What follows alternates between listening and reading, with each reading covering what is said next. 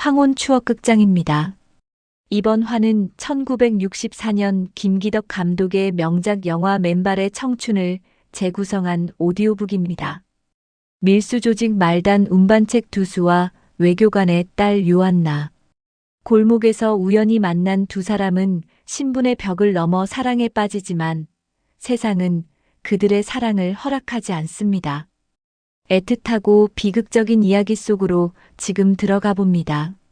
들으시기 전에 구독과 좋아요 부탁드려요. 편하게 들으세요. 1장. 흰 점퍼를 벗은 남자. 담배 연기가 자욱하게 피어올랐습니다. 명동 뒷골목 지하 아지트는 낮인데도 어두웠습니다. 환기가 되지 않아 공기가 탁했고 축축한 콘크리트 벽에서 곰팡이 냄새가 올라왔습니다. 형광등 하나가 가늘게 떨리며 사내들의 얼굴을 비추고 있었습니다. 벽에 걸린 달력은 몇 달째 넘기지 않은 채 먼지만 쌓여 있었습니다. 아카시아 파. 명동 일대를 주름잡는 거리의 무법자 조직이었습니다. 두목 권다리가 테이블 위에 외제 물건들을 늘어놓았습니다. 스위스제 손목시계, 미제 만년필, 일제 라이터. 모두 밀수품으로 세관을 통하지 않고 들어온 것들이라 시중에서 비싸게 팔렸습니다. 두수가 그 앞에 서 있었습니다. 25살 신두수. 고아원에서 자라 18배 세상으로 내던져진 사내였습니다. 부모 얼굴도 모르고 학교도 제대로 다니지 못한 탓에 할 줄 아는 것이라곤 주먹질 뿐이었습니다. 아카시아 파가 그를 걷어준 것은 싸움을 잘했기 때문이었습니다. 주먹이 빠르고 맞아도 쓰러지지 않았습니다. 두수가 입은 흰색 스윙톱 점퍼 기세는 해골 모양의 작은 배지가 달려 있었습니다. 조직의 표식이었습니다. 이것을 달고 명동을 걸으면 아무도 시비를 걸지 못했습니다. 권다리가 담배를 물고 물건을 가리켰습니다. 야, 두수. 이거 오늘 안에 전달해. 늦으면 내가 책임져. 두수가 고개를 끄덕이며 물건을 옷 안쪽 주머니에 밀어 넣었습니다. 아지트를 나서려는데 권다리가 뒤에서 한마디 했습니다. 요즘 경찰이 밀수 단속을 강화하고 있으니 조심하라고, 잡히면 입 다물고 있으라고. 두수는 대답 없이 고개만 끄덕이고 계단을 올라갔습니다. 고아 출신인 두수에게 이 조직 말고는 갈 곳이 없었습니다. 권다리가 좋은 사람이 아니라는 건 알았습니다. 하지만 어디에도 자신을 받아줄 데가 없었기에 썩은 울타리라도 기댈 수밖에 없었습니다. 그것이 두수가 아는 삶의 전부였습니다. 지상으로 올라오자 봄바람이 불어왔습니다. 명동 거리에는 트위스트 음악이 흘러나오고 있었습니다. 다방마다 사람들이 북적였고 양장을 한 여자들이 오갔습니다. 1964년 봄 서울은 활기가 넘쳤습니다. 하지만 두수에게 그 활기는 남의 것이었습니다. 자신은 그저 밀수품을 옮기는 운반책일 뿐이었습니다. 점퍼 자락을 여미며 좁은 길목으로 들어섰습니다. 그때 차가운 바람과 함께 여자들의 비명 섞인 목소리가 들려왔습니다. 두수가 걸음을 멈추고 소리나는 쪽을 바라보았습니다. 불량배 서너 명이 여대생 둘을 에워싸고 있었습니다. 옷차림이 깔끔한 것으로 보아 부잣집 딸들 같았습니다. 불량배 하나가 여학생의 가방끈을 잡아당기며 희롱했습니다. 예쁜 아가씨들, 우리랑 놀다 가지? 여학생들이 겁에 질린 얼굴로 뒷걸음쳤습니다. 두수는 순간 가슴이 철렁했습니다. 옷 안쪽에 숨긴 밀수품 때문이었습니다. 여기서 싸움이 붙으면 경찰이 올 것이고 수색을 당하면 발각되어 감옥에 가게 됩니다. 그냥 지나가야 했습니다. 남의 일에 끼어들 처지가 아니었습니다. 고개를 돌리려는데 여학생 하나가 두수 쪽을 보았습니다. 눈이 마주쳤습니다. 요한나였습니다. 외교관의 딸, 대학교 2학년. 두수는 그녀가 누군지 몰랐지만 그 눈빛만은 알 수 있었습니다. 겁에 질려 있으면서도 구원을 바라는 빛이 담겨 있었습니다.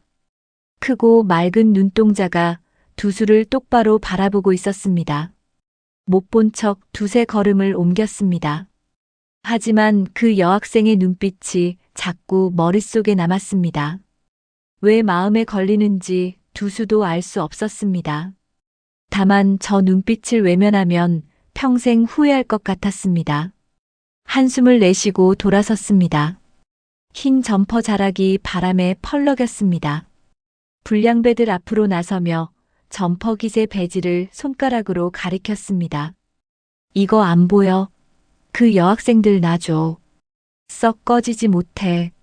명동 뒷골목에서 이 표식을 모르는 건달은 없었습니다. 나를 건드리면 조직을 건드리는 거다. 까불지 말라는 경고였습니다. 불량배 하나가 비웃었습니다. 뭐야 이 새끼 어디서 나타났냐고. 하지만 두목은 배지를 알아보았는지 표정이 굳어졌습니다. 그러나 부하들 앞에서 물러설 수 없었는지 차에서 내려 칼을 뽑아들었습니다. 햇빛이 칼날에 반사되어 번쩍였습니다. 그런 장난은 안 하는 게 좋을걸. 두수의 목소리는 담담했습니다. 칼이 휘둘러졌습니다. 두수는 거리에서 싸우며 자란 사람이었습니다.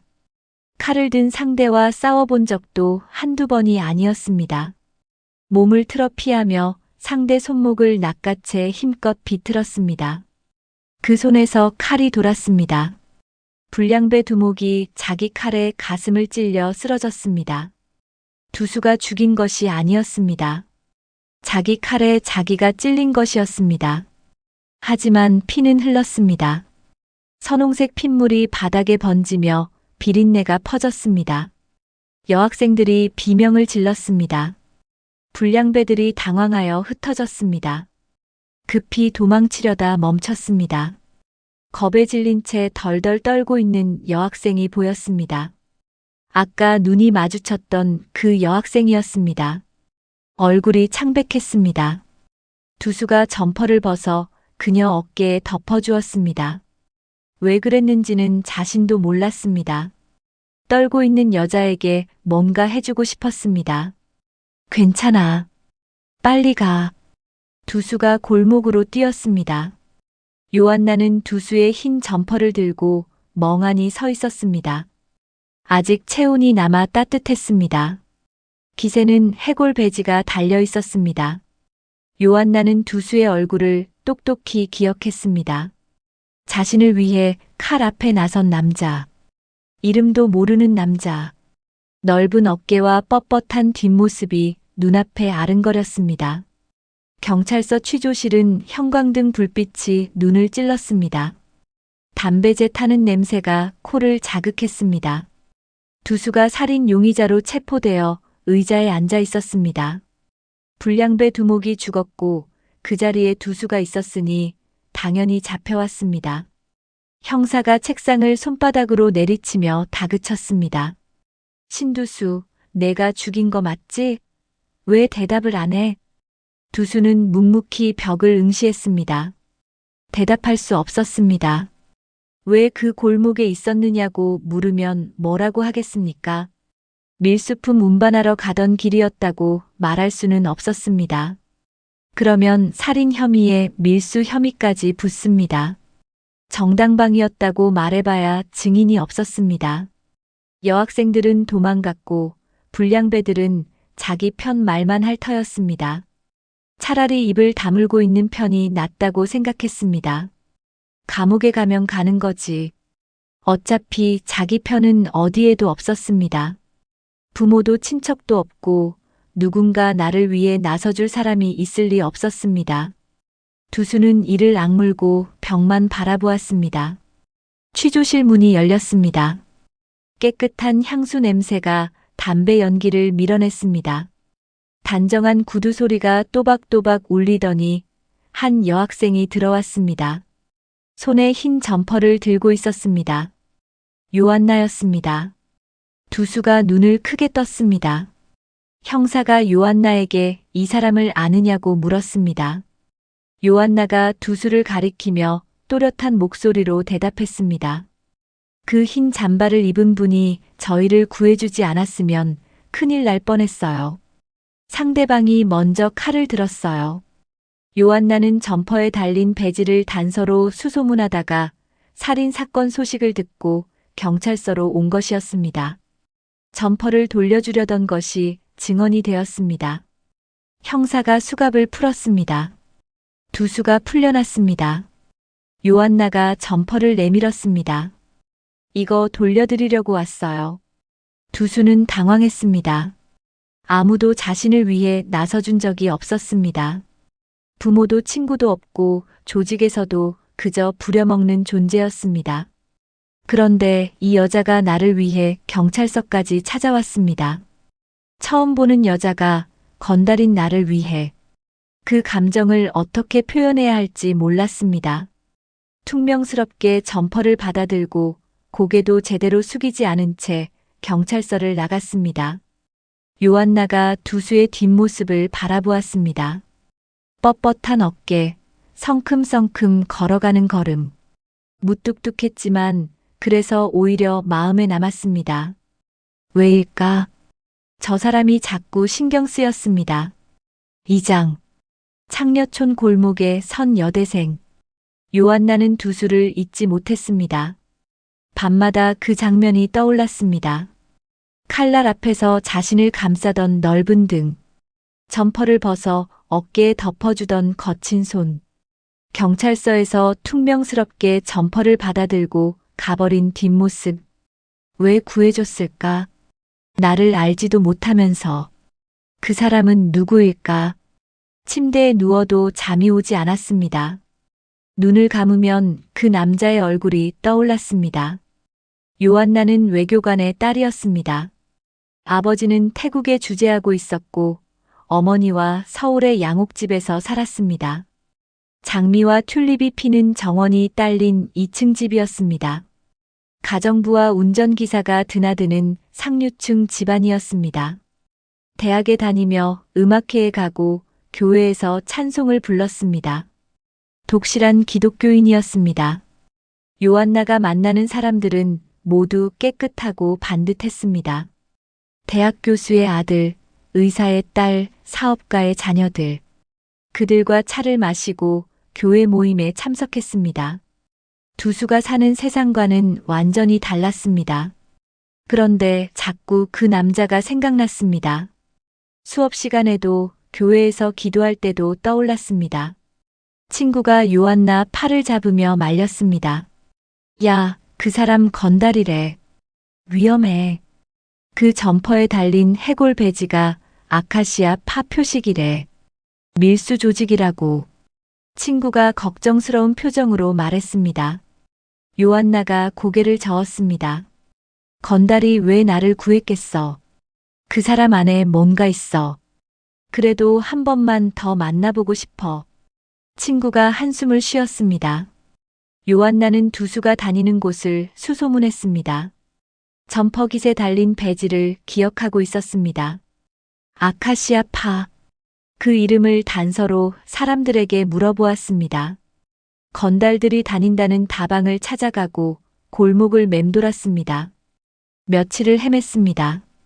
봄바람이 불고 트위스트 음악이 흘러나오는 명동이었습니다. 한 다방에서 두수의 선배 덕태를 찾아냈습니다. 커피 향이 가득한 실내에서 음악이 흘러나오고 있었습니다. 덕태는 두수와 같은 조직에 있었지만 진심으로 두수를 걱정하는 유일한 사람이었습니다. 두수가 고아원에서 나왔을 때 처음 밥을 사준 것도 덕태였습니다. 구석 자리에서 커피를 마시고 있는 그에게 요한나가 다가갔습니다. 두수라는 분을 아느냐고 물었습니다. 흰 점퍼에 해골 배지를 단 분이라고. 덕태가 요한나를 위아래로 훑어보았습니다. 깨끗한 옷, 단정한 머리, 고운 손. 한눈에 부잣집 딸이라는 것을 알 수 있었습니다. 아가씨, 왜 그런 걸 알려고 해요? 그 친구는 아가씨랑 사는 세상이 달라. 덕태는 진심으로 말렸습니다. 두수는 밀수조직 운반책이었습니다. 언제 감옥에 갈지 모르는 인생이었습니다. 부모도 학력도 미래도 없었습니다. 이런 아가씨가 두수를 만나봐야 불행해질 뿐이었습니다. 덕태가 담배를 비벼 끄며 정말이지 아가씨 같은 분이 찾을 사람이 아니라고 했습니다. 요한나가 대답했습니다. 그래도 한 번만 제대로 인사하고 싶어요. 그날 그분이 아니었으면 저희는 큰일 날 뻔했어요. 덕태가 한숨을 쉬었습니다. 요한나의 눈빛이 진심이라는 것을 느꼈습니다. 보통 여자 같으면 건달이라는 말에 무서워서 도망갔을 겁니다. 그런데 이 아가씨는 눈빛이 흔들리지 않았습니다. 말려도 소용없을 것 같았습니다. 덕태가 냅킨에 주소를 적어주었습니다. 남산 기슭 판잣집이라고 알려주면서 하지만 후회에도 자기는 모른다고 했습니다. 그 동네가 어떤 동네인지 알고 가느냐고 물었습니다. 요한나가 고개를 끄덕이며 주소를 손에 쥐었습니다. 저녁 무렵 요한나가 그 주소를 찾아갔습니다. 남산 기슭으로 올라가는 좁은 골목이었습니다. 해가 기울면서 그림자가 드리웠습니다. 포장도 되지 않은 좁고 어두운 흙길이었습니다. 술 취한 남자들이 비틀거리며 오가고 화장 짙은 여자들이 문 앞에 서서 손님을 불렀습니다. 창녀촌이었습니다. 요한나가 사는 세상과는 완전히 다른 곳이었습니다. 서울에서 태어나 자랐지만 이런 곳이 있는 줄 몰랐습니다. 술 냄새, 담배 냄새, 값싼 화장품 냄새가 뒤섞여 공기가 축축하고 무거웠습니다. 사람들의 시선이 이상했습니다. 깨끗한 옷을 입은 여대생이 이런 곳에 왜 왔느냐는 눈초리였습니다. 어떤 남자는 비웃듯 쳐다보았고 어떤 여자는 경계하듯 살폈습니다. 무서웠지만 발걸음을 멈추지 않았습니다. 그 사람을 만나야 했습니다. 요한나가 낯선 골목을 지나 두수의 방 앞에 섰습니다. 허름한 판잣집이었습니다. 나무 판자로 얼기설기 지었고 지붕은 녹슨 양철이었습니다. 문이 삐딱하게 달려 있었습니다. 문을 두드리자 안에서 누구냐고 묻는 소리가 들렸습니다. 낮고 경계하는 목소리였습니다. 문이 열리자 두수가 서 있었습니다. 요한나를 보고 놀란 표정을 지었습니다. 뭐야, 어떻게 여길? 두수는 당황했습니다. 이 깨끗한 여자가 왜 이런 곳에 왔을까? 요한나가 덕태 씨한테 물어봤다고 대답했습니다. 두수가 인상을 썼습니다. 덕태 형이 왜 주소를 알려줬을까? 여긴 대학생 아가씨가 올 때가 아니야. 창녀촌 여자들의 웃음소리가 들렸습니다. 어디선가 취한 남자가 노래를 불렀습니다. 먼지 냄새가 났습니다.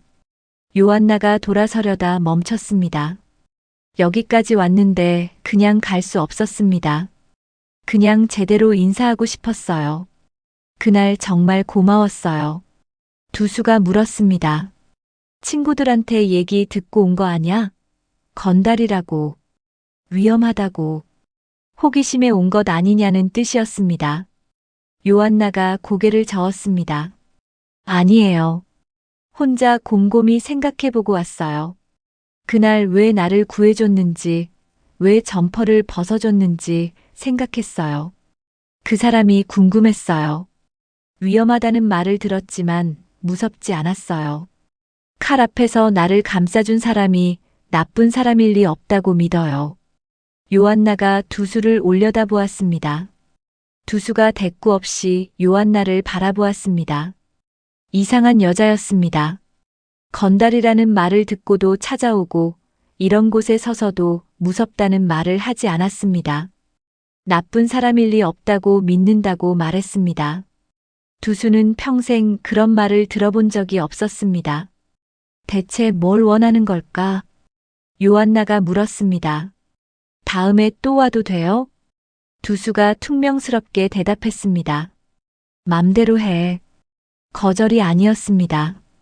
두수의 표정에 미세한 변화가 생겼습니다. 입꼬리가 살짝 올라갔습니다. 요한나가 그것을 보았습니다. 오겠다고 말하고 돌아섰습니다. 골목을 빠져나가는 요한나의 뒷모습을 두수가 바라보았습니다. 깨끗한 옷, 단정한 걸음. 이 동네에 어울리지 않는 사람이었습니다. 저런 여자가 왜 이런 곳에, 왜 나 같은 놈을 찾아온 걸까? 두수는 요한나가 동네를 빠져나갈 때까지 지켜보았습니다. 위험한 일이라도 당하면 안 되니까. 그런데 왜 자꾸 신경이 쓰이는지 두수도 알 수 없었습니다. 요한나가 정말로 다시 찾아왔습니다. 이틀 후였습니다. 그 다음에도 왔습니다.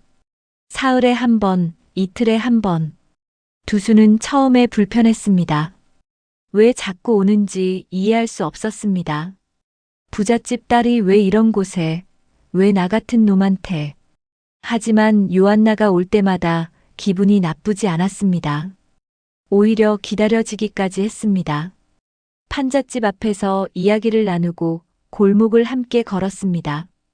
창녀촌 여자들이 수군거렸습니다. 두수가 여자 생겼다고. 두수는 못 들은 척했습니다. 요한나는 두수에게 이것저것 물었습니다. 어디서 자랐느냐고, 뭘 좋아하느냐고, 왜 그날 나를 구해줬느냐고. 두수는 대부분 퉁명스럽게 대답했습니다. 하지만 점점 말수가 늘었습니다. 고아원에서 자랐다는 것, 부모 얼굴을 모른다는 것, 레슬링을 좋아한다는 것, 그날 왜 구해줬는지는 자기도 모른다는 것. 요한나는 진지하게 들었습니다. 두수의 말 한마디 한마디에 고개를 끄덕였습니다. 판단하거나 동정하는 눈빛이 아니었습니다. 가엾다는 표정도 짓지 않았습니다. 그냥 알고 싶다는 눈빛이었습니다. 두수는 그런 시선을 처음 받아보았습니다. 어느 날 두수가 먼저 입을 열었습니다. 내가 좋아하는 데가 있는데 같이 갈래? 요한나가 눈을 반짝이며 어디냐고 물었습니다. 두수가 대답했습니다. 가보면 알아. 대학생 아가씨는 아마 처음일 거야. 요한나가 고개를 끄덕이며 가겠다고 했습니다.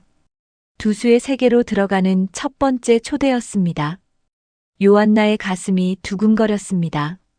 레슬링이라는 것이 무엇인지 몰랐지만 그가 좋아하는 것이라면 보고 싶었습니다.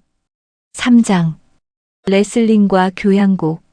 실내 체육관 안은 열기로 가득했습니다. 땀 냄새와 함성이 뒤섞여 공기가 무거웠습니다. 조명 아래 레슬링 링이 반짝거렸습니다. 관중석에는 사람들이 빽빽하게 들어차 있었습니다. 남자들이 대부분이었습니다. 양복을 입은 사람도 있었고 작업복 차림도 있었습니다.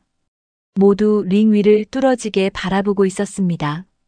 담배 연기가 조명에 비쳐 하얗게 흩어졌습니다. 사람들이 일어서서 쓰러뜨려 죽여하며 소리를 질렀습니다. 거친 함성이 체육관을 가득 채웠습니다. 두수가 요한나를 데리고 들어왔습니다. 요한나는 난생 처음 보는 광경에 눈이 휘둥그레졌습니다. 사람들이 빽빽하고 함성이 커서 귀가 먹먹해질 정도였습니다. 요한나가 다니던 음악회나 교회 예배당과는 완전히 다른 세상이었습니다. 두수가 요한나를 빈자리로 이끌며 말했습니다. 여기가 내가 제일 좋아하는 데야. 저기 빨간 팬티 선수, 내가 제일 좋아하는 선수거든. 두수의 말투는 아직 거리를 두는 것이었습니다. 하지만 목소리에 설렘이 묻어났습니다. 요한나가 링 위를 바라보았습니다. 두 남자가 엉켜 있었습니다. 땀에 젖은 몸이 조명 아래 번들거렸습니다. 한 선수가 상대를 바닥에 내동댕이 쳤습니다. 관중이 일제히 환호했습니다. 요한나가 두 손으로 귀를 막았습니다. 여기 사람들이 왜 이렇게 소리를 질러요? 두수가 요한나를 보며 입꼬리를 올렸습니다. 처음 보는 표정이었습니다. 퉁명스럽던 얼굴이 환해지며 눈가에 주름이 잡혔습니다. 재밌으니까 그렇지. 대학생 아가씨는 이런데 처음이지? 빨간 팬티 선수가 상대를 들어올렸습니다. 관중이 열광했습니다. 두수가 주먹을 불끈 쥐고 소리쳤습니다. 이겨라, 이겨. 목이 터져라 응원했습니다. 요한나는 두수의 옆 얼굴을 바라보았습니다. 저렇게 화난 표정이었습니다. 경찰서에서 퉁명스럽게 점퍼를 받아들던 사람이 맞나 싶었습니다. 판잣집 앞에서 가라고 내쫓던 사람이 맞나 싶었습니다. 요한나의 가슴이 뛰었습니다. 저 얼굴을 더 보고 싶었습니다. 며칠 후 요한나가 두수를 드라마 센터로 데려갔습니다. 음악회가 열리는 날이었습니다. 두수가 빌려 입은 양복 차림으로 나타났습니다. 어깨가 좁고 소매가 짧아서 연신 소매를 잡아당겼습니다. 양복이 자기 몸에 맞지 않는다는 것을 알았습니다. 이 공간이 자기 세상이 아니라는 것도 알았습니다. 어둡고 고요한 객석에 앉았습니다. 사람들이 조용히 속삭이며 자리를 찾았습니다. 여자들은 드레스를 입었고 남자들은 넥타이를 맸습니다. 두수가 주위를 둘러보았습니다. 자신만 다른 세상에서 온 것 같았습니다. 무대 위에서 오케스트라가 연주를 시작했습니다. 바이올린 소리가 공기를 채웠습니다. 두수가 눈을 크게 떴습니다. 난생 처음 듣는 소리였습니다. 라디오에서 나오는 트로트와는 완전히 달랐습니다. 무슨 뜻인지는 몰랐지만 소리가 가슴을 파고들었습니다. 요한나가 두수 귀에 속삭였습니다. 이게 운명교향곡이에요. 들어보면 좋아질 거예요. 두수가 작은 목소리로 대답했습니다. 뭔 소린지 하나도 모르겠는데. 요한나가 웃었습니다. 괜찮아요. 그냥 느끼면 돼요. 연주가 끝났습니다. 사람들이 박수를 쳤습니다. 두수도 어색하게 따라 박수를 쳤습니다. 타이밍이 맞지 않았지만 요한나가 웃으며 바라보았습니다. 두수는 자신과 요한나의 세계가 얼마나 다른지를 다시 한번 느꼈습니다. 레슬링 경기장과 음악회장, 함성과 박수, 땀 냄새와 향수 냄새. 하지만 요한나가 곁에 있었습니다. 그것만으로도 이 낯선 공간이 견딜만 했습니다. 이후 며칠간 두 사람은 서로의 세계를 이해하려고 노력했습니다. 두수는 판잣집 방에서 성경을 읽었습니다. 손가락으로 구절을 짚어가며 더듬더듬 읽었습니다. 글을 배운 적이 거의 없었습니다. 어려운 한자가 많았습니다. 무슨 뜻인지 모르는 단어도 수두룩했습니다. 요한나가 교회에 다닌다고 해서 그녀가 믿는 것이 무엇인지 알고 싶었습니다. 창세기부터 읽었습니다. 태초에 하나님이 천지를 창조하시니라. 두수가 입술을 움직이며 소리내어 읽었습니다. 밤늦게까지 희미한 전등불 아래서 책장을 넘겼습니다. 창밖에서 창녀촌 여자들의 웃음소리가 들렸습니다. 취한 남자의 고함 소리도 들렸습니다. 두수가 창문을 닫았습니다. 운명교향곡 테이프를 틀었습니다. 음악회에서 들었을 때도 이해하지 못했고 지금 들어도 마찬가지였지만 요한나가 좋아하는 음악이었습니다. 눈을 감고 고개를 살짝 기울이며 이 음악을 듣던 요한나의 모습이 떠올랐습니다. 두수도 눈을 감아보았습니다. 선율이 귀에 들어왔습니다. 의미는 여전히 알 수 없었지만 요한나의 얼굴이 떠올랐습니다. 요한나가 주스를 마시는 것을 보고 주스도 마셔보았습니다. 두수는 소주, 막걸리, 위스키만 마셔봤지 주스는 처음이었습니다. 달고 이상한 맛이었습니다. 어른이 이런 걸 마시나 싶었습니다. 하지만 요한나의 세상에서는 이런 것을 마시는 것이었습니다. 같은 시기 요한나의 방에서는 다른 일이 벌어지고 있었습니다. 밝은 햇살이 창으로 들어와 고급 가구들이 광택을 냈습니다. 요한나가 아버지 술장에서 위스키 병을 꺼냈습니다. 두수가 위스키를 마신다고 해서 어떤 맛인지 궁금했습니다. 한 모금 마시자 목이 타서 얼굴을 찡그리며 기침이 나왔습니다. 어떻게 이런 걸 마시지? 두수는 이런 걸 마시면서 어떤 표정을 짓는 걸까? 한 모금 더 마셔보았습니다. 여전히 목이 탔습니다. 두수가 레슬링을 좋아한다고 해서 비슷할 거라 생각하며 잡지 가판대에서 권투 잡지를 사서 펼쳤습니다. 사진 속 남자들이 주먹을 휘두르고 있었습니다. 땀에 젖은 몸이 번들거렸습니다. 레슬링 경기장에서 본 것과 비슷했습니다. 두수가 이런 것을 좋아하는구나. 기사를 읽어보았습니다. 무슨 말인지 모르는 용어가 많았습니다. 하지만 두수의 세상을 이해하고 싶었습니다. 두수의 팔뚝이 굵었던 것을 기억하며 아령을 들어보았습니다. 무거워서 2번 들었다 내리고는 금방 내려놓았습니다. 두수는 이런 걸 쉽게 드는 걸까? 요한나가 피식 웃었습니다. 두수의 세상은 자기 세상과 너무 달랐습니다. 하지만 알고 싶었습니다. 더 알고 싶었습니다. 방문이 열리더니 어머니가 서 있었습니다. 뭐 하는 거니? 요한나가 황급히 잡지와 아령을 숨겼습니다. 아무것도 아니에요. 어머니의 눈빛이 날카로워졌습니다. 딸이 무언가를 숨기고 있다는 것을 느끼고 의심하기 시작했습니다. 3번째 데이트 전날이었습니다. 두수가 빈 주머니를 뒤집어 보았습니다. 한 푼도 없었습니다. 조직에서 주는 돈은 방세 내고 밥 먹으면 남는 것이 없었습니다. 밀수품을 운반해봐야 자기 몫은 얼마 되지 않았습니다. 커피 향이 가득한 다방에서 후배 아가리를 만났습니다. 트위스트 음악이 흘러나왔습니다. 야, 아가리. 돈 좀 있냐? 아가리가 손을 내저었습니다. 형님, 저도 없어요. 진짜 한 푼도 없다니까요. 두수가 한숨을 쉬었습니다. 요한나 앞에서 초라한 모습을 보이고 싶지 않았습니다. 요한나는 가정부와 운전기사가 있는 양옥집에서 자란 여자였습니다. 그런 여자 앞에서 돈 한 푼 없다고 말할 수 없었습니다. 밥 한 끼 사줄 돈도 없다고 말할 수 없었습니다. 두수는 가짜 금시계를 떠올렸습니다. 예전에 선배가 하던 것을 본 적이 있었습니다. 외제 금시계라고 속이고 팔면 돈이 됐습니다. 싸구려 시계에 금칠을 해서 팔았습니다. 모르는 사람은 속았습니다. 위험하다는 것을 알았습니다. 경찰에 잡히면 사기죄였습니다. 하지만 요한나 앞에서 창피당하는 것보다는 나았습니다.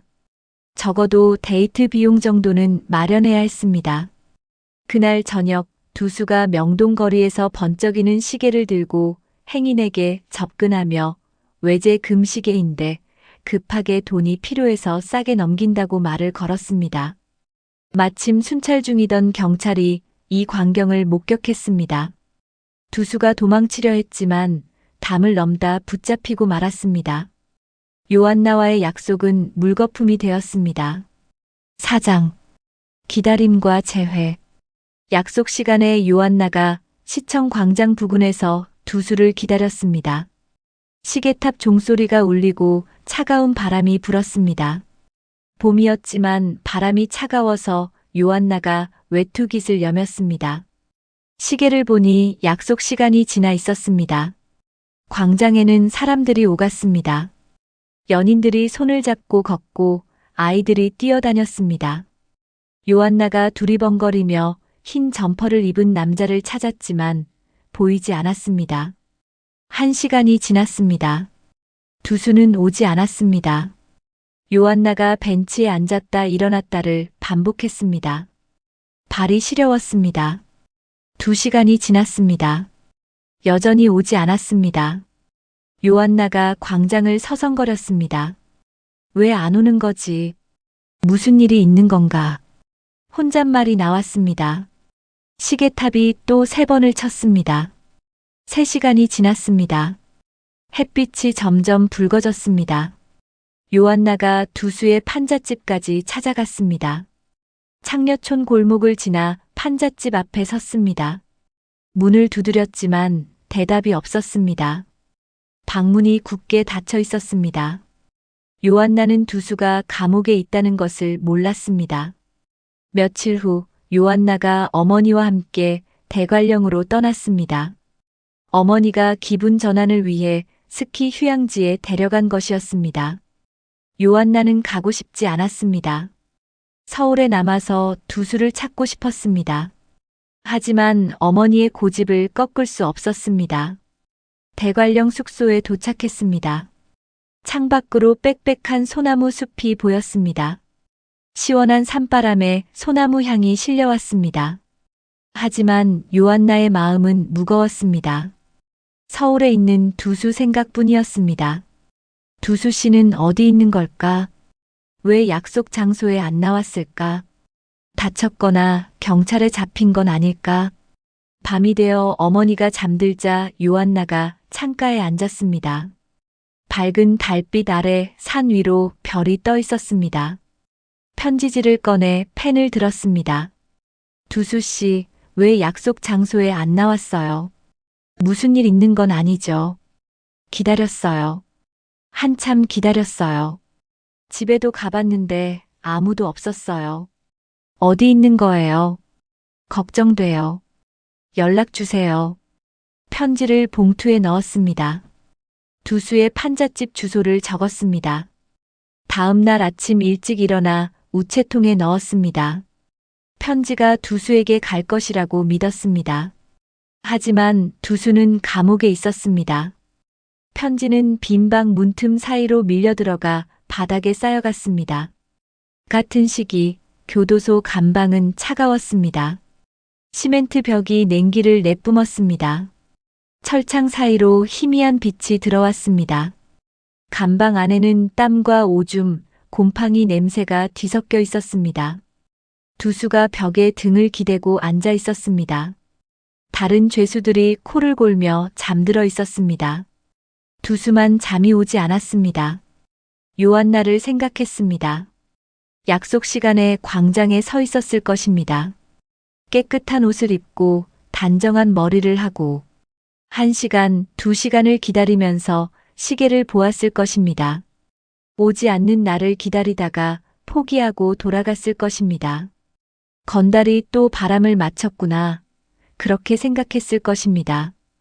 두수가 혼잣말을 했습니다. 대학생 아가씨, 날 기다렸을까? 아니, 이제 안 올 거야. 나 같은 놈한테 왜? 손가락으로 벽에 날짜를 그었습니다. 하루가 지나면 한 줄을 그었습니다.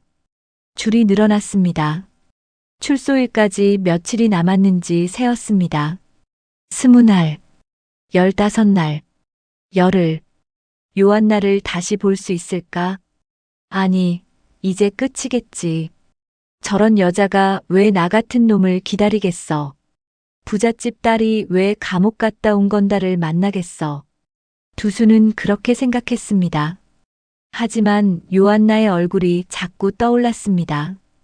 웃는 모습, 걱정하는 표정, 두수를 바라보던 눈. 대관령에서 돌아온 요한나가 덕태를 찾아갔습니다. 커피 향이 가득한 명동 다방이었습니다. 웅성거리는 소리가 들렸습니다. 트위스트 음악이 흘러나왔습니다. 처음 덕태를 찾아왔을 때는 두수의 주소를 물었지만 이번에는 행방을 물어야 했습니다. 불안한 마음으로 다방 안을 둘러보았습니다. 덕태가 구석자리에서 담배를 피우고 있었습니다. 연기가 천장으로 피어올랐습니다. 요한나가 다가가 앉자 덕태가 담배를 껐습니다. 두수 씨가 연락이 안 돼요. 집에도 없고. 무슨 일 있는 거예요? 덕태가 어떻게 말해야 할지 고민하며 한숨을 쉬었습니다. 잡혀갔어요. 사기건으로. 요한나의 얼굴이 하얘지며 손이 테이블 위에서 움찔했습니다. 언제요? 언제 나와요? 한 달쯤 있으면 나올 거예요. 요한나가 잠시 말이 없었습니다. 한 달이라는 긴 시간이 머릿속에서 맴돌았지만 영원히 못 보는 것은 아니었습니다. 그날, 제가 가서 기다릴게요. 덕태가 요한나를 바라보았습니다. 이 여자가 진심인지 확인하려는 눈빛이었습니다. 아가씨, 진짜 그 친구한테 진심이에요? 두수 그 친구 가진 것 없어요. 부모도 없고 학력도 없고 돈도 없어요. 감옥까지 갔다 왔어요. 아가씨 같은 분이 만날 사람이 아니에요. 요한나가 고개를 끄덕였습니다. 네, 알아요. 그래도 기다릴 거예요. 덕태가 한참 요한나를 바라보다가 출소 날짜를 알려주었습니다. 요한나가 그 날짜를 마음에 새겼습니다. 그날까지 기다리면 되는 것이었습니다. 출소 당일 아침, 눈부신 햇빛이 교도소 정문을 비추고 먼지 섞인 바람이 불었습니다. 두수가 짐을 어깨에 메고 교도소 문을 나섰습니다. 한 달 만에 보는 바깥 세상이었습니다. 햇빛이 눈을 찔렀습니다. 감방 안의 탁한 공기와 달리 바깥 공기는 맑았습니다. 자유였습니다. 문 앞에 요한나가 서 있었습니다. 깨끗한 옷을 입고 단정한 머리를 하고 서 있었습니다. 손에는 작은 보따리를 들고 있었습니다. 두수가 멈춰 섰습니다. 믿기지 않았습니다. 이 여자가 왜 여기 있지? 어떻게 알고 온 거지? 포기하지 않은 건가? 요한나가 두 걸음 앞으로 다가섰습니다. 두 사람이 한참 서로를 바라보았습니다. 요한나의 눈이 촉촉했습니다. 두수의 얼굴이 많이 야위어 있었습니다. 광대뼈가 더 도드라져 보였습니다. 한 달간 제대로 먹지 못한 것 같았습니다. 잠긴 목소리로 두수가 물었습니다. 어떻게 알고 온 거야? 덕태 씨한테 들었어요. 두수가 요한나를 바라보았습니다. 한 달 동안 포기했던 여자였습니다. 감옥 갔다 온 건달을 누가 만나겠어. 이제 안 올 거라고 단정했습니다. 그런데 교도소 문 앞에 서 있었습니다. 이른 아침 햇살을 받으며 두수를 기다리고 있었습니다. 고개를 숙인 채 두수가 작은 목소리로 말했습니다. 약속 못 지켜서 미안해. 처음으로 미안하다는 말을 했습니다. 요한나가 젖은 눈가로 미소 지었습니다. 괜찮아요. 나왔으니까 됐어요. 두 사람이 함께 거리를 걸어 찻집에 들어갔습니다. 따스한 햇살이 창으로 들어오고 찻잔 부딪히는 소리와 함께 따뜻한 차 향기가 퍼졌습니다. 두수가 찻잔을 내려다보며 말했습니다. 나하고 이렇게 다니는 게 창피하지 않아요? 요한나가 고개를 저었습니다. 어머나, 그런 말하면 싫어요. 두수가 고개를 들었습니다. 요한나의 눈이 진심이었습니다. 감옥 갔다 온 건달이 창피하지 않다는 눈빛이었습니다. 두수는 그 눈빛을 믿기로 했습니다. 요한나가 이제 뭐라고 부를 거냐고 물었습니다. 계속 대학생 아가씨라고만 하면 섭섭하다고. 두수가 머쓱하게 그럼 뭐라고 부르냐고 되물었습니다. 요한나가 고개를 살짝 기울이며 그냥 요한나라고 불러달라고 했습니다. 두수가 작은 목소리로 요한나 하고 이름을 불렀습니다. 처음으로 이름을 부르자 두 사람 사이의 거리가 좁혀지는 것 같았습니다. 요한나가 미소 지었습니다. 두수도 입꼬리가 올라갔습니다.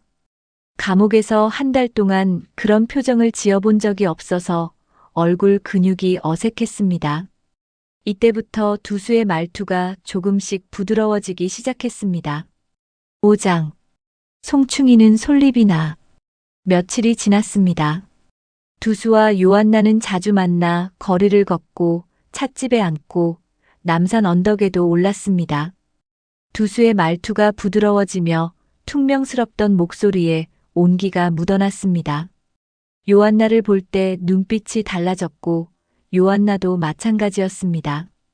두수를 볼 때마다 가슴이 뛰었습니다.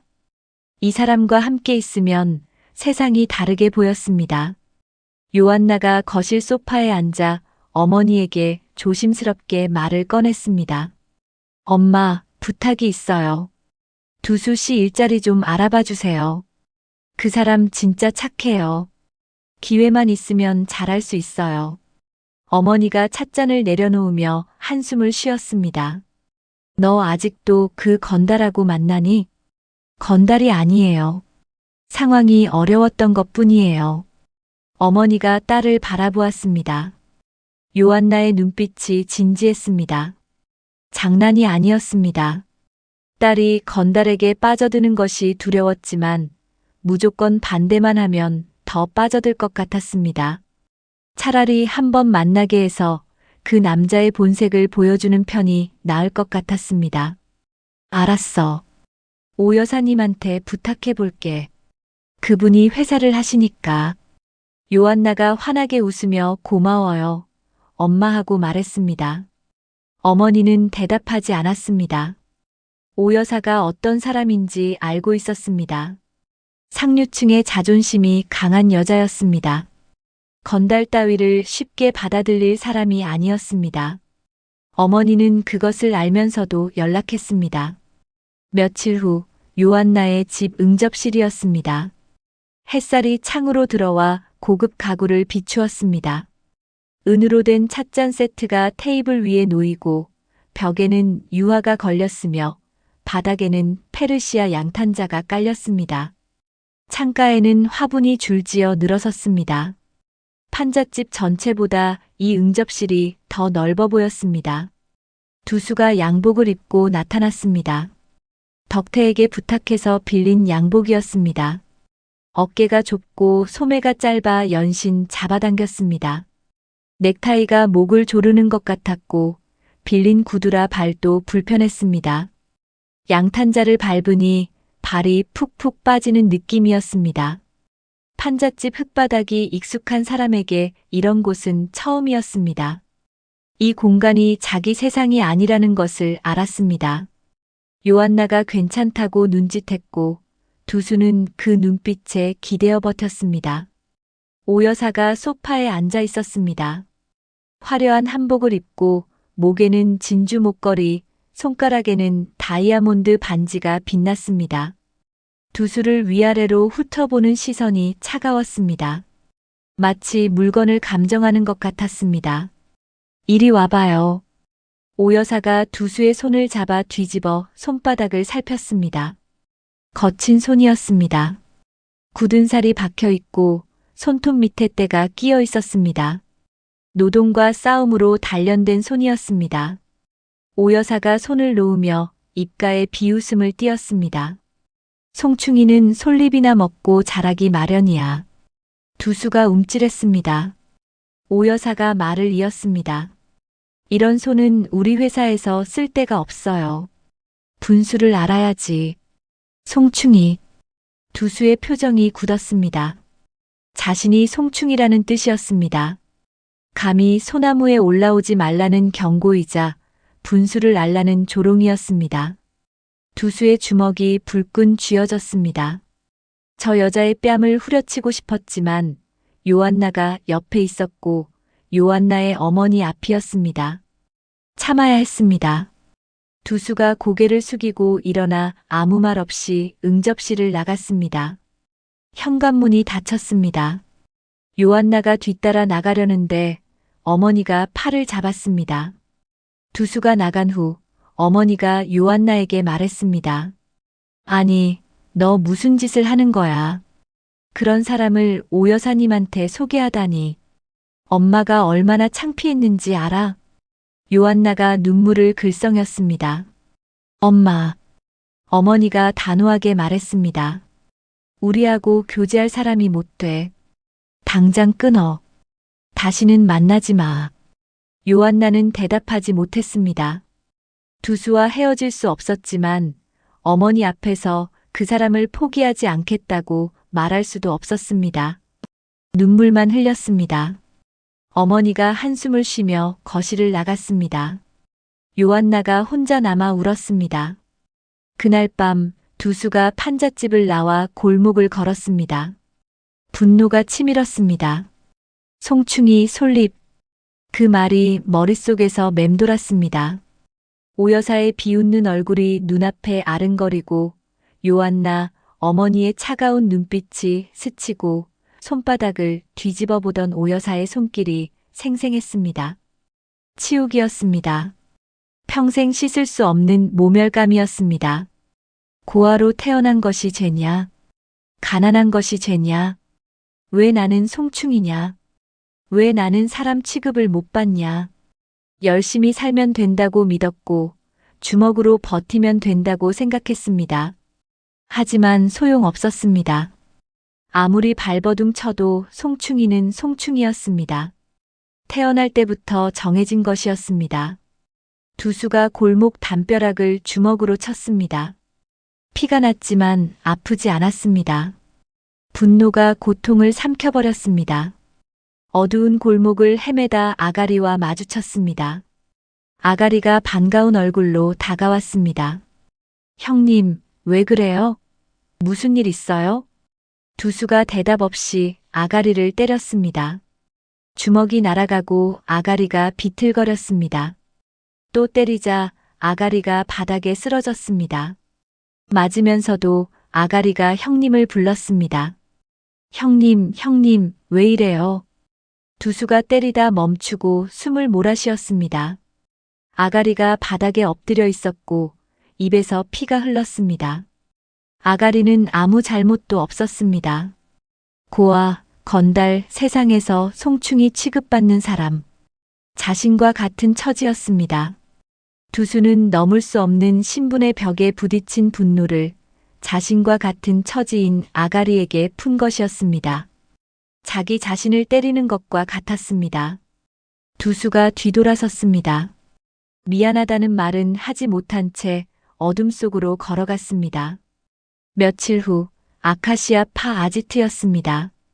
지하 공간에 담배 연기가 자욱하고 희미한 전등불이 사내들의 얼굴을 비추었습니다. 습기 찬 콘크리트 벽에서 물이 배어나왔습니다. 조직 두목 건다리가 의자에 앉아 두수를 노려보며 담배 연기를 내뿜었습니다. 야, 두수. 요즘 그 외교관 딸이랑 만나고 다닌다며? 두수가 묵묵히 서 있었습니다. 건다리가 담배를 비벼 끄며 말했습니다. 당장 끊어. 그 여자 때문에 우리한테 수사가 붙으면 너 죽어. 외교관 딸이 건달과 사귀면 눈에 띄고 소문이 났습니다. 경찰이 관심을 가졌습니다. 아카시아파에 수사가 붙으면 다 잡혀갔습니다. 건다리의 말은 협박이 아니라 경고였습니다. 진심이었습니다. 두수가 대답하지 않았습니다. 끊겠다고 말할 수 없었습니다. 건다리가 부하들에게 눈짓하자 서너 명이 두수를 둘러쌌습니다. 주먹이 날아오고 발길질이 쏟아졌습니다. 두수가 바닥에 쓰러졌지만 한마디도 하지 않았습니다. 요한나를 포기하겠다는 말을 하지 않았습니다. 얼마나 지났을까? 부하들이 물러났습니다. 두수가 피투성이로 바닥에 누워 있었습니다. 입술이 터지고 눈두덩이 부어 올랐으며 갈비뼈가 욱신거렸습니다. 건다리가 두수를 내려다보며 말했습니다. 마지막 경고야. 끊어. 두수가 아무 말도 하지 않았습니다. 건다리가 혀를 차며 멍청한 놈이라고 중얼거리고 아지트를 나갔습니다. 얼마 후 덕태가 아지트로 들어와 바닥에 쓰러진 두수를 보고 달려왔습니다. 두수를 일으켜 세우고 피가 흘러내리는 얼굴을 손수건으로 닦아주었습니다. 야, 두수. 이 바닥 떠나라. 손 씻고 나가. 두수가 피를 닦으며 말했습니다. 나가서 뭘 해요? 갈 데가 있어야지. 덕태가 물었습니다. 그 여자 요한나라고 했나? 너 진심이지? 두수가 대답하지 않았습니다. 대답이 필요 없었습니다. 덕태가 말했습니다. 진심이면 더더욱 떠나야 해. 여기 있으면 넌 결국 죽어. 경찰한테 잡히든 조직한테 잡히든 어차피 끝이야. 두수가 고개를 숙였습니다. 떠나야 한다는 것을 알았지만 어디로 가야 할지 몰랐습니다. 갈 곳이 없었습니다. 이 세상 어디에도 자신을 받아줄 데가 없었습니다. 송충이는 어디를 가도 송충이였습니다. 6장. 이 밤이 지나면 며칠 후 요한나의 집 거실이었습니다. 오후에 햇살이 창으로 들어왔습니다. 어머니가 소파에 앉아 요한나를 불러 앉혔습니다. 테이블 위에 비행기표가 놓여 있었습니다. 요한나가 그것을 보았습니다. 불길한 예감이 들었습니다. 어머니의 표정이 단호했습니다. 무언가 결정을 내린 얼굴이었습니다. 너 태국으로 가거라. 아버지 계신 곳으로. 요한나가 놀랐습니다. 네. 갑자기 왜요? 어머니가 말을 이었습니다. 거기서 약혼자도 만나. 요한나가 귀를 의심했습니다. 뭐라고? 약혼자? 처음 듣는 말이었습니다. 어머니가 말을 이었습니다. 아버지의 동료 외교관 아들인데 집안도 학벌도 좋다고. 서울대학교를 나와서 외교관 시험에 합격한 수재라고. 우리 집안과 어울리는 사람이라고. 어머니가 이미 다 정해놓은 것이었습니다. 요한나의 의견은 묻지도 않았습니다. 그 건달하고는 끝내. 더 이상 만나지 마. 요한나가 고개를 저었습니다. 싫어요. 안 가요. 어머니가 비행기표를 밀어놓았습니다. 내가 가든 말든 비행기표는 끊었어. 모레 출발이야. 공항까지 내가 데려다 줄 거야. 요한나가 자리에서 일어나 방으로 뛰어가 문을 닫았습니다. 침대에 엎드려 울었습니다. 베개가 눈물로 젖었습니다. 두수를 만나 말해야 했습니다. 모레면 태국으로 끌려갑니다. 그러면 다시 볼 수 없습니다. 이대로 끝낼 수 없었습니다. 밤이 되면 몰래 나가야겠다고 결심했습니다. 같은 시기 명동 거리와 아카시아파 아지트에서는 다른 일이 벌어지고 있었습니다. 경찰차 사이렌 소리가 울리고 긴박한 공기가 흘렀습니다. 경찰이 아카시아파 수사에 본격적으로 나서며 밀수 단속이 강화되었습니다. 조직원들이 연행되고 운반책들이 하나둘 잡혀갔습니다. 명동 뒷골목에 긴장감이 감돌았습니다. 다방에서 누가 잡혀갔다더라, 누가 도망갔다더라 하는 수군거림이 들렸습니다. 두수도 밀수품 운반건으로 수배 대상이 되었습니다. 경찰이 두수의 판잣집을 찾아왔지만 두수는 없었습니다. 덕태가 귀띔해준 덕에 미리 눈치를 채고 피해 있었습니다. 경찰이 문을 두드리고 주변을 뒤지며 창녀촌 여자들에게 두수를 받느냐고 물었습니다. 아무도 모른다고 대답했습니다. 경찰이 떠난 후에도 두수는 돌아갈 수 없었습니다. 다시 올 것이 분명했습니다. 아카시아파 아지트에서 권다리가 부하에게 명령했습니다. 두수를 찾아. 그놈이 입 열면 우리 다 끝이야. 아카시아파도 경찰도 두수를 찾고 있었습니다. 두수는 쫓기는 신세가 되었습니다. 낮에는 숨어 있다가 밤에만 움직이며 빈 창고에서 자고 골목에서 숨었습니다. 덕태가 몰래 주먹밥과 김치를 싸와서 건네주었습니다. 두수가 덕태에게 물었습니다. 형, 요한나는 어떻게 됐어요? 덕태가 고개를 저었습니다. 몰라. 그 집 근처에는 못 가봤어. 경찰이 깔려 있어서. 두수가 요한나를 생각했습니다. 만나야 했지만 만나러 갈 수 없었습니다. 잡히면 끝이었습니다. 요한나에게 피해가 갈 수도 있었습니다. 외교관 딸이 수배자와 만나다 걸리면 큰일이었습니다.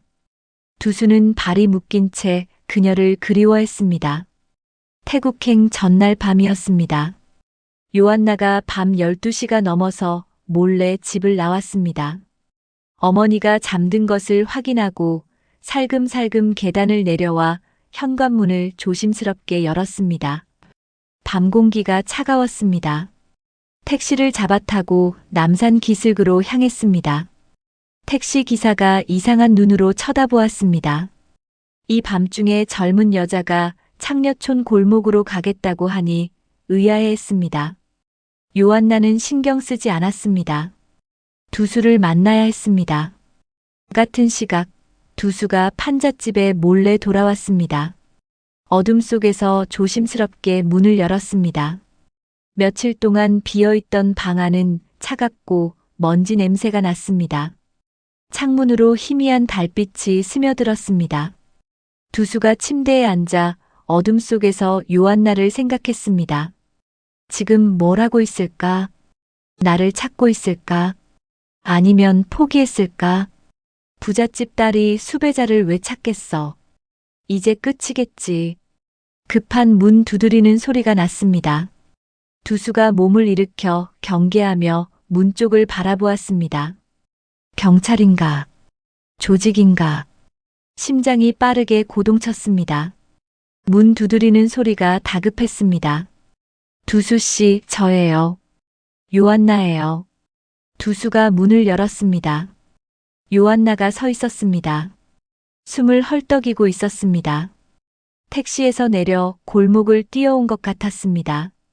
얼굴이 창백하고 눈가가 부어 있었습니다. 울다 온 것 같았습니다. 어둠 속에서도 요한나의 눈이 빛났습니다. 어떻게 여길? 요한나가 두수에게 안겼습니다. 몸이 떨리고 있었습니다. 차가운 밤바람 때문만은 아니었습니다. 두수가 그녀를 안았습니다. 요한나가 울먹이며 말했습니다. 저 내일 태국 가요. 엄마가 강제로 보내요. 약혼자 만나래요. 두수의 팔에 힘이 들어갔습니다. 뭐라고? 요한나가 두수의 가슴에 얼굴을 묻었습니다. 오빠 없이는 못 가요. 안 갈 거예요. 처음으로 오빠라고 불렀습니다. 두수의 가슴이 뜨거워졌습니다. 요한나가 물었습니다. 어떻게 해요? 비행기표 끊어놨대요. 두수가 잠시 생각했습니다. 경찰이 자신을 찾고 있습니다. 조직도 마찬가지입니다. 이대로 있으면 잡힙니다. 요한나도 태국으로 끌려갑니다. 같이 가자. 어디든 가자. 여기 있으면 나도 잡혀. 요한나가 물었습니다. 어디로요? 두수가 대답했습니다. 남산 위에 창고가 있어. 예전에 조직에서 쓰던 데야. 지금은 아무도 안 써. 거기로 가자. 아무도 못 찾아. 요한나가 고개를 끄덕였습니다. 두려움보다 두수와 함께라는 사실이 더 컸습니다. 두수가 옷 몇 벌과 돈 약간을 챙겼습니다. 가진 것이 그것뿐이었습니다. 요한나도 작은 가방 하나를 들고 있었습니다. 가자. 두수가 요한나의 손을 잡고 판잣집 문을 열고 나왔습니다. 밤 공기가 차가웠습니다. 달이 구름 사이로 보였다 숨었다 했습니다. 골목은 어두웠습니다. 창녀촌 여자들의 웃음소리와 취한 남자의 노래소리가 멀리서 들렸습니다. 두 사람은 소리를 죽이고 골목을 빠져나왔습니다. 남산 방향으로 향했습니다. 경찰과 아카시아 파의 눈을 피해 큰 길 대신 골목으로만 다녔습니다. 두수가 앞장서고 요한나가 뒤따랐습니다. 인적이 드문 길을 골라 걷고 가로등 불빛도 피하며 그림자처럼 움직였습니다. 남산 기슭에 접어들었습니다. 포장되지 않은 야산 흙길이었습니다. 풀냄새가 나고 발밑에 마른 낙엽 밟히는 소리가 났습니다. 어둠 속에서 길을 찾기 어려웠습니다. 두수가 요한나의 손을 꼭 잡았습니다. 놓치면 안 되었습니다. 조금만 더 가면 돼. 경사가 가팔라지자 요한나가 비틀거렸습니다. 구두굽이 땅에 걸렸습니다. 두수가 요한나를 붙잡았습니다. 괜찮아? 요한나가 구두를 벗어 손에 들었습니다. 이거 신고는 못 가겠어요. 맨발이 되었습니다. 흙바닥이 차가웠지만 요한나는 개의치 않았습니다. 두수의 손을 꼭 잡고 산길을 올랐습니다. 숨이 가빠지고 다리에 힘이 빠졌지만 멈출 수 없었습니다. 뒤에서 누군가 쫓아오는 것 같았습니다. 두수가 뒤를 돌아보았습니다. 아무도 없었습니다. 긴장 때문이었습니다. 저기야. 두수가 가리켰습니다. 어둠 속에 허름한 건물이 보였습니다. 지붕이 반쯤 내려앉고 벽에는 덩굴이 뒤덮인 오래된 창고였습니다. 아무도 쓰지 않는 것이 분명했습니다. 예전에 아카시아 파에서 물건을 숨기던 곳으로 지금은 버려진 지 오래되어 아무도 이곳을 기억하지 못할 것이었습니다. 두 사람이 창고 앞에 도착했습니다. 두수가 문을 밀자 삐걱거리는 소리와 함께 문이 열렸습니다. 녹슨 경첩이 비명을 질렀습니다. 안으로 들어가니 오래된 집 냄새, 먼지 냄새가 났습니다. 창문 사이로 달빛이 스며들었습니다. 바닥에 마른 짚이 깔려 있고 구석에 낡은 나무 상자들이 쌓여 있으며 거미줄이 천장에 드리워져 있었습니다. 두수가 문을 닫고 창문 사이로 바깥을 살폈습니다. 아무도 따라오지 않았습니다. 바람 소리만 들렸습니다. 두 사람이 집 위에 나란히 앉아 숨을 돌렸습니다. 아직 가슴이 두근거렸습니다. 요한나의 맨발에 흙이 묻어 있었습니다. 두수가 그것을 보았습니다. 아파? 요한나가 고개를 저었습니다. 괜찮아요. 오빠랑 같이 있으니까. 두수가 손수건으로 요한나의 발을 닦아주었습니다. 요한나가 두수의 손을 잡았습니다. 거친 손이었습니다. 오여사가 비웃던 그 손이었습니다. 하지만 요한나에게는 세상에서 가장 따뜻한 손이었습니다. 이제 우리 어떻게 해? 두수가 요한나를 바라보았습니다. 모르겠어. 근데 너랑 같이 있으면 그걸로 돼. 요한나가 두수의 어깨에 머리를 기댔습니다. 창문 사이로 달빛이 두 사람을 비추었습니다. 밤바람이 창틈으로 스며들었습니다. 차가웠지만 두 사람은 서로의 체온으로 따뜻했습니다. 해가 뜨면 들킬 수 있었습니다. 그 전에 무언가를 결정해야 했습니다. 하지만 지금은 그냥 이렇게 있고 싶었습니다. 밤이 깊어갔습니다. 달이 창고 위를 천천히 지나갔습니다. 두수와 요한나, 세상에서 쫓기는 두 사람이 남산의 허름한 창고에 숨어 밤을 보내고 있었습니다. 내일이 어떻게 될지 아무도 몰랐습니다. 하지만 지금 이 순간만큼은 둘이 함께였습니다. 그 사실 하나가 이 밤을 버티게 했습니다. 7장. 학처럼 날고 싶었어. 창고 안은 고요했습니다. 집 냄새와 먼지 냄새가 뒤섞였습니다. 창문 사이로 달빛이 비스듬히 들어왔습니다. 바람이 창틈을 비집고 들어올 때마다 낡은 나무 판자가 삐걱거렸습니다. 거미줄이 천장 구석에 드리워지고 바닥에는 마른 짚이 깔려 있었습니다. 구석에는 녹슨 농기구가 쌓여 있었습니다. 사람의 손길이 닿지 않은 지 오래된 버려진 곳이었지만 지금 두수와 요한나에게는 유일한 피난처였습니다. 두수와 요한나가 집 위에 나란히 앉아 숨을 고르고 있었습니다. 조금 전까지 뛰느라 가빴던 호흡이 천천히 가라앉았습니다. 요한나의 맨발에 흙이 묻어 있었습니다. 산길을 오르느라 고생했지만 아프다는 말을 하지 않았습니다. 두수 옆에 있다는 것만으로 충분했습니다. 두수가 창문 쪽으로 다가가 조심스럽게 바깥을 살폈습니다. 어둠 속에 나무들만 보였습니다. 소나무 가지가 바람에 흔들렸습니다.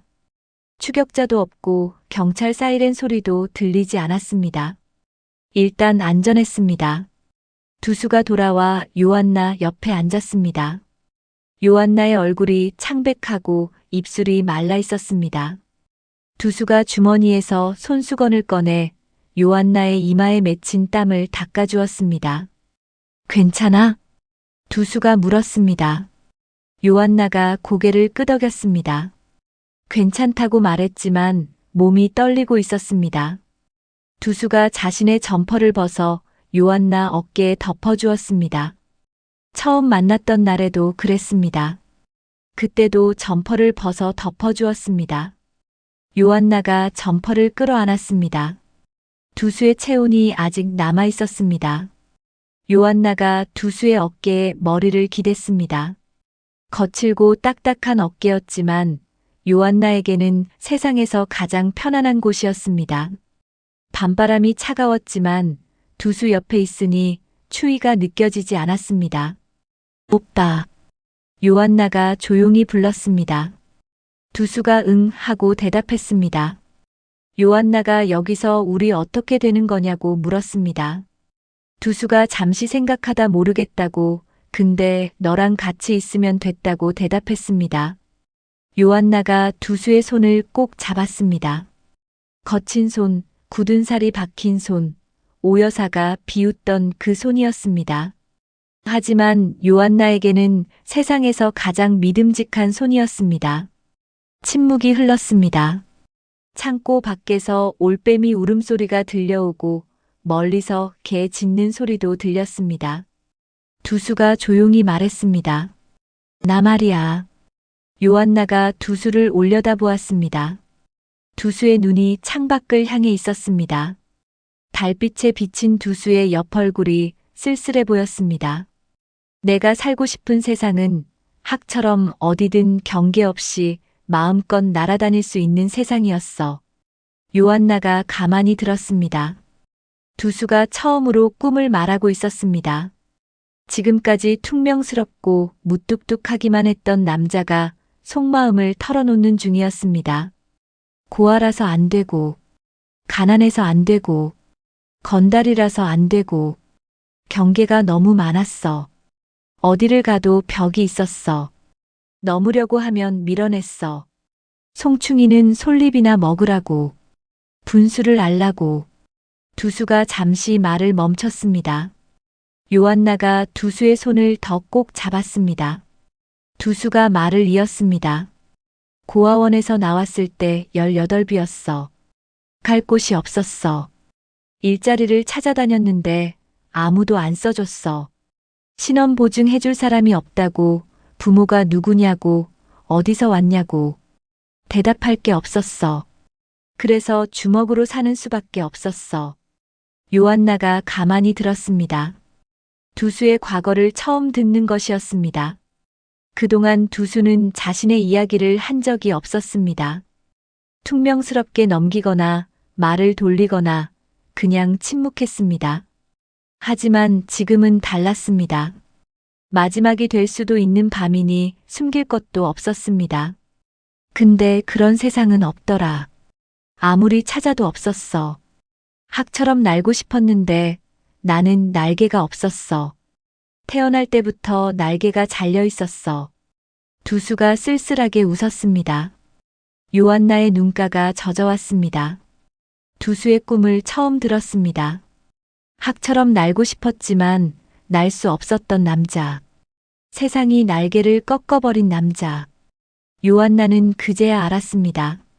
두수의 퉁명스러움이 왜 그랬는지, 무뚝뚝함이 왜 그랬는지, 상처받지 않으려고 먼저 밀어내는 것이었습니다.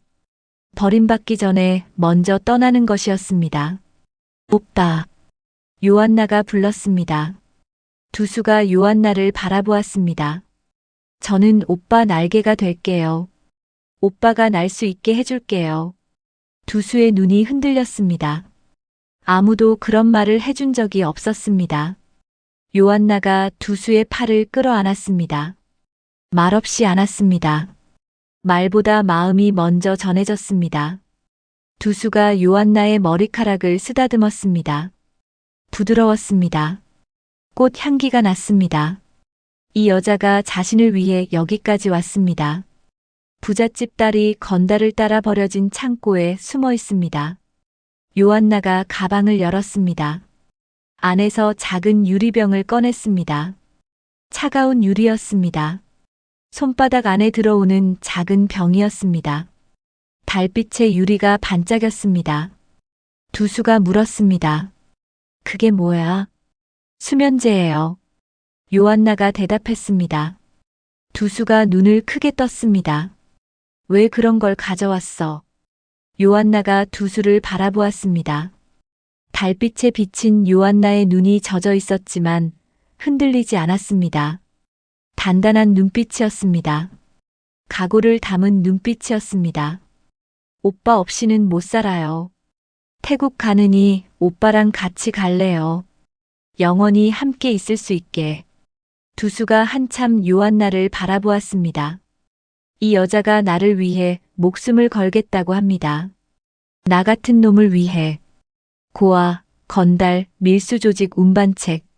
세상이 송충이라고 부르는 사람을 위해. 두수의 눈시울이 뜨거워졌습니다.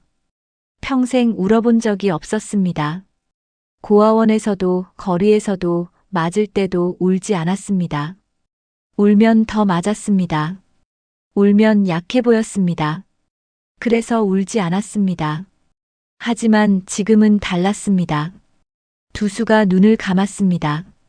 갈 곳이 있는가? 없었습니다. 경찰에 잡히면 감옥이고 밀수운반 혐의로 몇 년은 썩어야 합니다. 조직에 잡히면 죽습니다. 입 열면 다 끝이라고 권다리가 말했습니다. 요한나와 함께 살 수 있는 곳은 이 세상 어디에도 없었습니다. 요한나 어머니가 허락할 리 없고 오여사 같은 사람들이 인정할 리도 없습니다. 도망치면 어디까지 갈 수 있을까? 지방으로 가도 결국 잡힐 것이고 외국으로 나갈 돈도 없습니다. 송충이는 솔잎 위에 올라갈 수 없습니다. 세상이 그렇게 만들어져 있었습니다. 그래. 두수가 대답했습니다. 같이 가자. 여기서 못 사는 거면 다른 데로 가자. 경계 없는 곳으로. 요한나가 고개를 끄덕였습니다. 눈물이 볼을 타고 흘렀지만 울음을 터뜨리지 않았습니다. 두수가 요한나의 눈물을 손가락으로 닦아주었습니다. 울지 마. 요한나가 두수의 손을 잡고 볼에 갖다 댔습니다. 오빠 때문에 우는 거 아니에요. 행복해서 그래요. 두수가 요한나를 끌어안았습니다. 세상에서 버림받은 두 사람이 서로를 껴안았습니다. 창고 안에는 두 사람뿐이었습니다. 세상과 단절된 공간. 경계도 벽도 송충이도 솔잎도 없는 곳. 그냥 두수와 요한나만 있을 뿐이었습니다. 밤이 깊어갔습니다. 달이 창고 위를 천천히 지나갔습니다. 두 사람은 서로에게 기대어 밤을 보냈습니다. 바람이 불고 나무가 흔들리고 올빼미가 울었습니다. 두 사람은 말없이 서로의 온기를 나누었습니다. 창문 사이로 새벽빛이 스며들기 시작했습니다. 어둠이 조금씩 걷히며 동쪽 하늘이 희미하게 밝아왔습니다. 붉은 기운이 번졌습니다. 새들이 지저귀고 밤새 울던 올빼미 소리가 멈췄습니다. 새로운 하루가 시작되고 있었지만 두 사람에게는 마지막 새벽이었습니다. 두수가 요한나를 바라보았습니다. 요한나도 두수를 바라보았습니다. 서로의 눈에 서로가 비쳤습니다. 후회도 두려움도 없었습니다. 함께라면 어디든 갈 수 있었습니다. 요한나가 약병을 열었습니다. 약을 손바닥에 털어냈습니다. 하얀 알약이 새벽빛에 빛났습니다. 두 사람이 약을 나눠 가졌습니다. 손이 맞닿았습니다. 따뜻했습니다. 사랑해요, 오빠. 요한나가 말했습니다. 두수가 대답했습니다. 나도 사랑해. 처음으로 사랑한다고 말했습니다. 평생 그런 말을 해본 적이 없었습니다. 부모가 없었으니 사랑한다는 말을 들어본 적도 없었습니다. 사랑이 뭔지도 몰랐습니다. 하지만 요한나를 만나고 알았습니다. 이 여자를 위해서라면 뭐든 할 수 있다는 것을, 이 여자 없이는 살 수 없다는 것을, 그게 사랑이라는 것을, 이 순간만큼은 말할 수 있었습니다. 마지막이니까. 더 이상 숨길 것도 없으니까. 두 사람이 약을 삼켰습니다. 쓴맛이 났습니다. 서로를 껴안고 눈을 감았습니다. 요한나의 체온이 느껴졌습니다. 두수의 심장 소리가 느껴졌습니다. 쿵, 쿵, 쿵. 점점 느려졌습니다. 점점 멀어졌습니다. 의식이 흐려졌습니다. 창문 사이로 새벽빛이 번져왔습니다. 붉은 빛이 두 사람을 감쌌습니다. 새들이 지저귀기 시작했습니다. 어디선가 학 한 마리가 하늘을 가로질렀습니다. 경계 없이 자유롭게. 두 사람은 서로를 아는 채 깊은 잠에 빠졌습니다. 다시는 깨어나지 않을 잠이었습니다. 아침이 밝았습니다. 햇빛이 창고 안으로 들어오며 따뜻한 봄 햇살이 내려앉았습니다. 새들이 지저귀고 풀 냄새와 꽃 냄새가 났습니다. 아침 공기는 맑았습니다. 세상은 아무 일도 없었다는 듯이 평화로웠습니다. 지나가던 노인이 창고 앞을 지나다 멈췄습니다. 산에 나무하러 가는 길이었습니다. 문이 열려 있어 이상하게 생각하며 안을 들여다보았습니다. 두 사람이 껴안은 채 눈을 감고 있었습니다. 젊은 남녀였습니다. 잠든 것처럼 평화로워 보였습니다. 노인은 가까이 다가갔습니다. 아니, 이게... 하지만 둘 다 얼굴이 창백하고 숨을 쉬지 않았습니다. 노인이 두 손으로 입을 막고 뒷걸음질 쳤습니다. 아이고, 이게 무슨... 노인은 허겁지겁 산을 내려가 경찰에 알렸습니다. 외교관의 딸이 건달과 함께 죽었다는 소식이 전해졌습니다. 신문에 기사가 나자 사람들이 수군거리기 시작했습니다. 혀를 차는 사람도 있었고 안타까워하는 사람도 있었습니다. 그러게 왜 건달을 만났냐며 집안 망신이라고 말하는 사람도 있었고 불쌍하고 어리석다며 고개를 젓는 사람도 있었습니다. 하지만 아무도 두 사람을 이해하지 못했습니다. 그들이 왜 그런 선택을 했는지, 세상이 그들에게 벽을 쌓았다는 것을, 학처럼 날고 싶었지만 날개가 없었다는 것을, 사랑했기 때문에 함께 떠났다는 것을 아무도 알지 못했습니다. 8장. 맨발과 구두 한 켤레. 하늘은 맑고 햇살은 따뜻하고 봄바람이 불었습니다. 그 아래서 두 개의 장례가 치러지고 있었습니다. 요한나의 장례식장에는 꽃 향기가 가득했습니다. 흰 국화와 하얀 백합이 제단을 둘러쌌습니다. 검은 옷을 입은 조문객들이 줄을 지어 고개를 숙였습니다. 외교관의 딸이었으니 높은 사람들이 많이 왔습니다. 정장 차림의 신사들, 한복 입은 부인들, 모두 엄숙한 표정이었습니다. 요한나 어머니가 영정 앞에 무릎을 꿇고 울었습니다. 안나야, 내 딸아, 엄마가 잘못했어. 엄마가 미안해. 어머니의 울음소리가 장례식장에 울려 퍼졌습니다. 어머니는 이제야 깨달았습니다. 딸을 막으려고 했던 것이 딸을 밀어낸 것이었습니다. 딸을 사랑했기에 반대했지만 그 사랑이 딸을 죽게 만들었습니다. 화려한 연구차가 장례식장 앞에 서 있었습니다. 꽃으로 장식된 검은 캐딜락이었습니다. 연구차가 천천히 움직이기 시작했습니다. 같은 시각, 다른 곳에서는 전혀 다른 광경이 펼쳐지고 있었습니다. 먼지 날리는 흙길, 포장되지 않은 골목이었습니다. 삐걱거리는 소리가 났습니다. 낡은 리어카 바퀴 소리였습니다. 아가리가 리어카를 끌고 있었습니다. 리어카 위에는 거적으로 덮인 두 수의 시신이 실려 있었습니다. 화려한 장례도 조문객도 꽃도 없었습니다. 고아인 두 수를 보내는 건 아가리뿐이었습니다. 두 수에게 가족도 친척도 장례를 치러줄 사람도 없었습니다. 아가리가 자기 돈으로 거적을 사고 리어카를 빌렸습니다. 형님을 그냥 버려둘 수 없었습니다. 아가리는 두 수에게 많이 맞고 욕도 많이 먹었지만 그는 유일하게 자신을 챙겨준 사람이었습니다. 헐벗은 자신에게 먹을 것과 살 곳을 마련해 주었고 세상 사는 법도 가르쳐 준 사람이었습니다. 거적 아래로 두 수의 맨발이 삐져나와 있었습니다. 아가리가 멈춰 서서 내려다보았습니다. 눈에 눈물이 고였습니다. 형님, 평생 맨발 같은 인생이었는데 끝까지. 아가리가 중얼거렸습니다. 형님은 어디든 마음껏 날아다닐 수 있는 세상을 바란 것뿐인데. 두수가 술 마실 때마다 하던 말을 기억하고 있었습니다. 아가리가 리어카를 멈추고 허리를 숙여 자신의 구두를 벗었습니다. 구두끈을 풀었습니다. 낡은 구두였지만 아가리가 가진 유일한 것이었습니다. 아가리가 두수의 발에 구두를 조심스럽게 신기고 끈을 묶었습니다. 형님, 이거라도 신고 가요. 아가리의 눈에서 굵은 눈물이 계속 흘렀습니다. 아가리가 소매로 눈물을 훔치고 리어카를 다시 끌었습니다. 맨발로 남산 비탈길을 내려갔습니다. 그때였습니다. 뒤에서 엔진 소리가 들려왔습니다.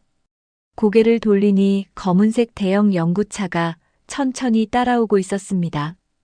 요한나의 연구차였습니다.